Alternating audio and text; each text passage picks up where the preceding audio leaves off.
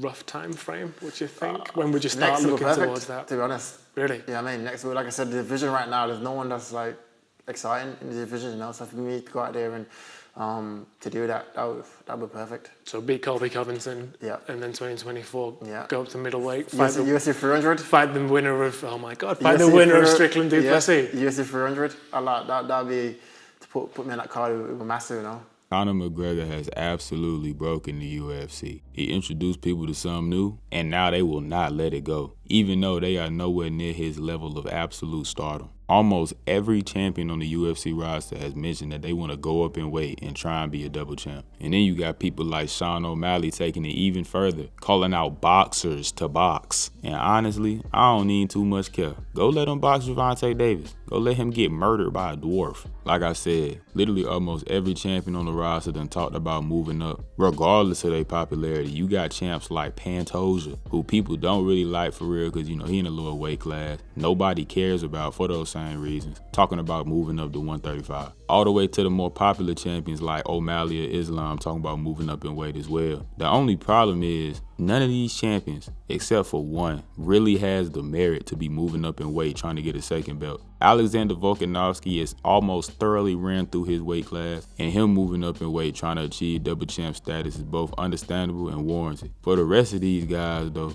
they've either put in no or very little work in their own weight class, and they already looking forward trying to chase a massive bag, which is understandable, don't get me wrong, but let's think about it like this. What happened to the days where somebody would get the belt and look to whoop all the contenders in their division? Because all moving up in weight does is stall out two divisions. It basically ceases all operations in your own division, and you kind of muck up things for the division that you moving up to. And God forbid that two champions actually have a good competitive fight, because now they got to fight a second time. Jesus Lord, don't let whoever lost the first time win the second time, because now y'all got to have a trilogy. So just imagine that for some reason Islam and Volk would have had to fight for a third time. They saga taking up a year plus out of each of their own respective divisions. Now again, I ain't really want to use Volk for real because he has decimated almost everybody in that division worthy of a title shot, but you get the point. I specifically made this video because of Leon and Islam. Leon recently came out in an interview saying he wants to fight the winner of Sean Strickland and Dricus du Plessis, which is absolutely foolish to me. We gotta understand that Leon has one title defense, only against the champion that he took the belt from. And here he go claiming that nobody in the division is that interesting to him. Not gonna lie, when I hear something as foolish as that, I quite frankly just think he don't want to fight Shavkat at all. Because if Shavkat beat Wonderboy, especially in impressive fashion,